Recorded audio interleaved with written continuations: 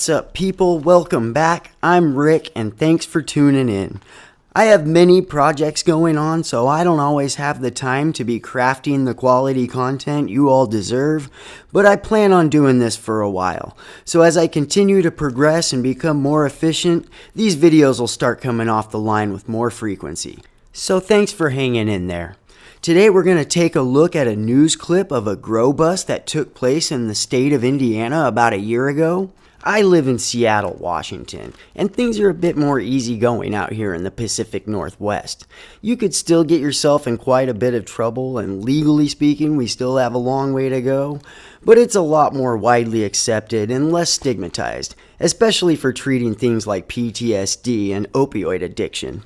This case we're looking at today perfectly highlights the struggles that lie ahead for some of the less forward-thinking parts of the country. Police charged an IU Southeast professor and her sons in a massive psychedelic mushroom grow operation in Floyd County, Indiana. WDRB's Chris Suter reports some officials are comparing this story and allegations to the TV show Breaking Bad. And this type of sensationalization is exactly why nobody trusts the media anymore.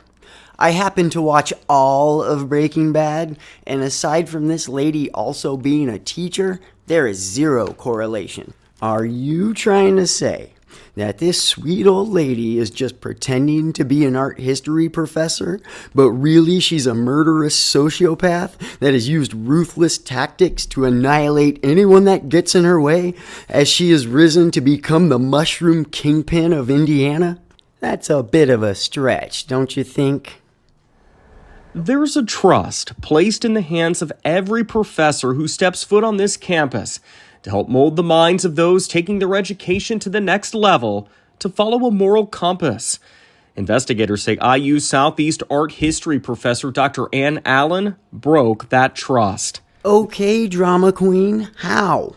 There's nothing here that suggests in any way she was failing to properly mold minds. All of her students said that she was the bee's knees. Do I have a bias on this issue? Sure, but he's a news guy. He's supposed to be neutral and objective.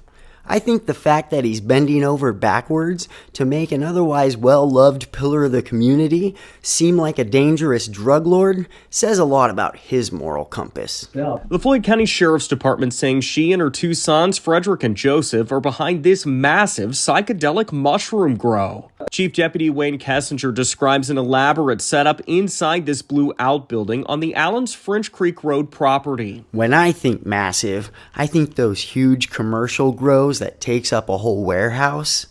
This may seem massive if you don't know Doink McGee about growing mushrooms.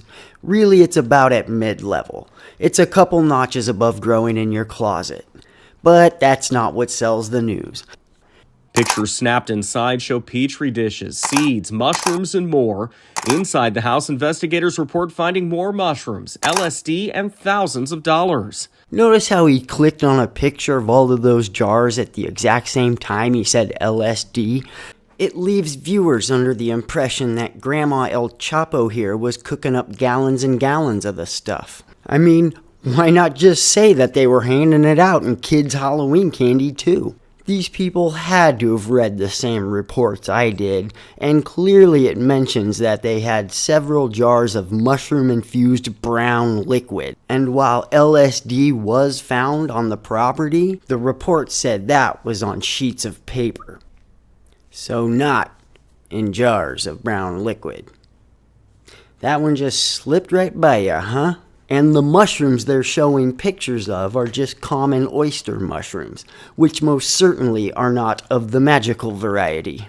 Lousy reporting doesn't get any more sloppy or disingenuous than this. As my grandma used to say, "Ay, mijo, you have no shame." Floyd County Prosecutor Chris Lane telling WDRB neighbors have been complaining about the Allens. It got deputies to start sniffing around and staking out the property until they had enough to make 3 arrests. I searched the entirety of the internet, and this news clip is the only source I could find that said that neighbors had been complaining. And what kind of harebrained hillbilly detective work is that? We just sniffed around until we were able to get a search warrant and slap these people with a bunch of felonies? That doesn't sound right. I'm hoping that in the future more information will come out stating what exactly put these people on the radar of law enforcement. I do know that some of these cases are handled through informants. I'm not saying that's what happened, just that it's a common tactic police use when doing these type of investigations. On Ann Allen's IUS bio, she writes of taking students to Polynesian islands and earning a doctorate at Columbia in New York City. Not quite the same picture investigators are painting of the professor now. In New Albany, Chris Suter, WDRB News. Okay, that's about as much of that as I can tolerate for one afternoon.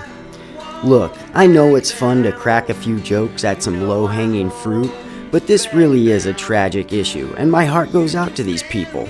This lady has dedicated years of her life to her career as a university professor, and I couldn't find anything saying she'd ever been arrested before, so I'm really hoping she can avoid doing some jail time over this.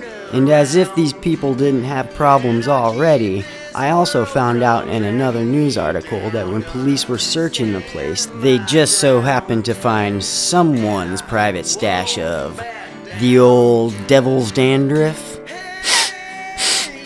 I really hope that it belonged to one of her sons and wasn't hers, but either way, I have to be honest and admit that it makes it a little bit harder to defend her in the court of public opinion. I mean, psychedelics is one thing, but that garbage is bad news. I think the lesson here is just keep it simple, y'all. Get your green thumb on, but keep in mind that if you start raking in thousands and thousands of dollars, you could end up on law enforcement's radar. Alright, ladies and gents, that's it for today, but I'll try to get the next video out to you as quick as can be.